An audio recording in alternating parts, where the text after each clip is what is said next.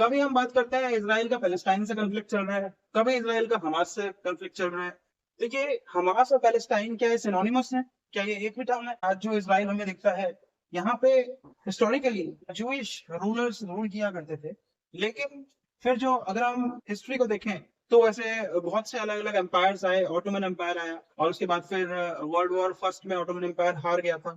उसके बाद world war second हुआ, और वर्ल्ड वॉर सेकंड के बाद जो ये ब्रिटिश है, इन लोगों की एक डिवाइड एंड रूल की जो पॉलिसी होती है, उसमें इन लोगों ने यही किया था कि एक तरफ तो जो यहाँ के पैलेस्टाइन ये पूरा रीजन था, तो पैलेस्टाइन में मुस्लिम्स हैं, उनको कॉन्फिडेंस में लेने की कोशिश कर रहे थे।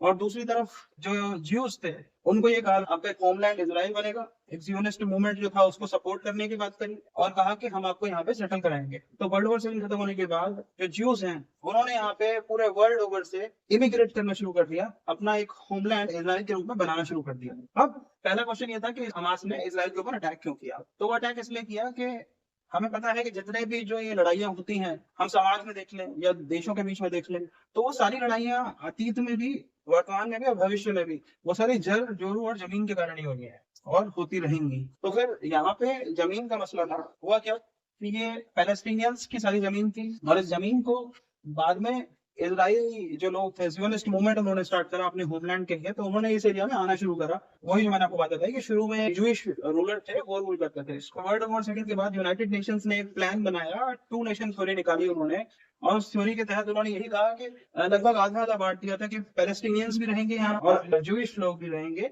जो कि इसराइल नाम से उनकी कंट्री होगी, और आधा हिस्सा जो होगा पैलेस्टाइन का होगा। तो इस तरह का ना, लेकिन समय के साथ साथ हमने देखा कि इसराइल, उसको बैकिंग मिली वर्ल्ड वॉर सेकंड के बाद की सुपर पावर अमेरिका तक। अब यूएस ने इसराइल एज अ नेशन को बैक किया, ज्यूज को बहुत सपोर्ट किया, और उसके बाद फिर यहाँ पे ये इसराइल ऐसे बनता गया। और यूएस की दादागिरी के किस्से तो हमें पता ही है, हर जगह हर कंट्री में वो इंटरफेयर करता है। यहाँ पे यूके की भी हमने देखी कि यूके की जो बदमाशी थी, कि वो, उसी को इंटेंशन नहीं थी, बस उसको तो ये था कि किसी भी तरह से अपना हित साधना है, अपना उल्लू सीधा करना है। तो इसराइल कंट्री के नाम पे ज्यूज को भी उसने मुगालते में रखा, और पैलेस्टीनियंस के साथ भी धोखा किया। उसके बाद यूएस की मदद से ज्यूज को सपोर्ट मिला, और इसराइल एज अ कंट्री यहाँ पे एस्टेब्लिश होने शुरू हुई सेकंड वर्ल्ड वॉर के बाद। और देखते ही देखते जो यूनाइटेड नेशन का प्लान था, उससे ज्यादा एरिया ज्यूज ने इसराइल के रूप में कब्जाना शुरू कर दिया, और उसके बाद पैलेस्टीनियंस के अगेंस्ट एग्रेशन भी कमिट करना शुरू कर दिया। और इस तरह की कई लड़ाइयां हुई। तो इजिप्ट के साथ इसराइल का काफी लंबे समय तक वॉर चला था। उसके बाद ये जो गोलन हाइट्स कहते हैं इस रीजन को, तो यहाँ पे भी इसका जो अरेबियन कंट्रीज है, यहाँ पे सीरिया है, यहाँ पे जॉर्डन है, इनके साथ भी इसराइल की लड़ाई चलती रही। पैलेस्टीनियंस के साथ तो यहाँ पे चला ही था।